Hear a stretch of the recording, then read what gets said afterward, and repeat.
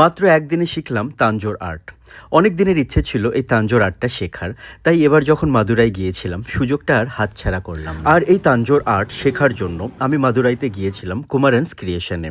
আর গিয়ে আলাপ হলো কুমারানের সঙ্গে। Sanju, I'll just tell you what are the steps basically about the Tanjore art in a quick way. Okay. কুমারান আমাকে step by step পুরো ডিটেলসটা বোঝালো। প্রথমে একটা শক্ত কাঠের বোর্ড নেওয়া হয়, সেই বোর্ডের ওপরে একটা সুতির কাপড় আঠা দিয়ে লাগানো হয়। তারপর কাপড়ের ওপরে পুট্টি আর আঠার একটা পাতলা প্রলেপ দেওয়া হয়। শুকিয়ে গেলে সেটাকে আবার ভালোভাবে শিরিষ কাগজ দিয়ে ঘষে একদম স্মুথ করে নিতে হয়। তারপর আঁকা হয় ছবি। এরপরে আসে মোস্ট ইম্পর্ট্যান্ট একটা পার্ট। পুট্টি আর আঠা মিশিয়ে একটা পেস্ট তৈরি করে গয়না আর মুকুটগুলোকে উঁচু করে নেওয়া হয়। পরে সেই অংশগুলোতে পাথর বসানো হয়। সেই উঁচু আর পাথর বসানো অংশগুলোকে গোল্ডেন ফয়েল দিয়ে ঢেকে দেওয়া হয়। এতে ছবিটা একটা 3D বা রিয়েল এফেক্ট পায়। আর একদম শেষে করা হয় রং। এই পুরো ব্যাপারটা এতটাই লম্বা হয় যে আমাকে অন্তত 3 দিন দিতেই হবে, কিন্তু আমার কাছে 3 দিন ছিল না। তাই ঠিক করলাম যা করব একদিনেই করব। মা সরস্বতীর নাম নিয়ে চলে গেলাম পরের দিন সকালে। What's your name? I'm Niyati, this is Nadia. গিয়ে আলাপ হলো ছোট্ট এই দুই বন্ধুর সঙ্গে।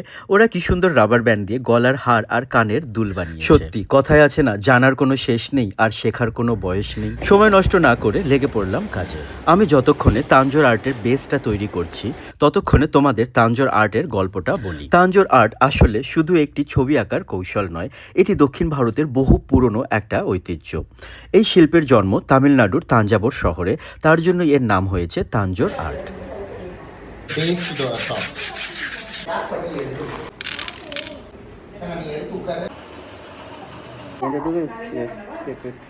দক্ষিণ ভারতের রাজা মহারাজা শিল্প আর ধর্ম দুটোকেই গুরুত্ব দিতেন। তাই এই তাঞ্জোর পেন্টিং শুধু সাজানোর জন্য ছিল না, এর মধ্যে ছিল ভক্তি আর আভিজাত্যের একটা Before মেলবন্ধন। that, we will fill the stone part. Okay. Kumaran আমাকে ভীষণ ধৈর্য আর যত্ন সহকারে শেখাচ্ছিল। ওদের অনলাইন ওয়ার্কশপও হয়, বা আর্ট রিলেটেড যাবতীয় সামগ্রী ওরা যে কোনো অ্যাড্রেসে ডেলিভারও করে থাকে। তাই তোমাদের যদি ইচ্ছে হয় অনলাইনে শেখার, সেটাও পসিবল।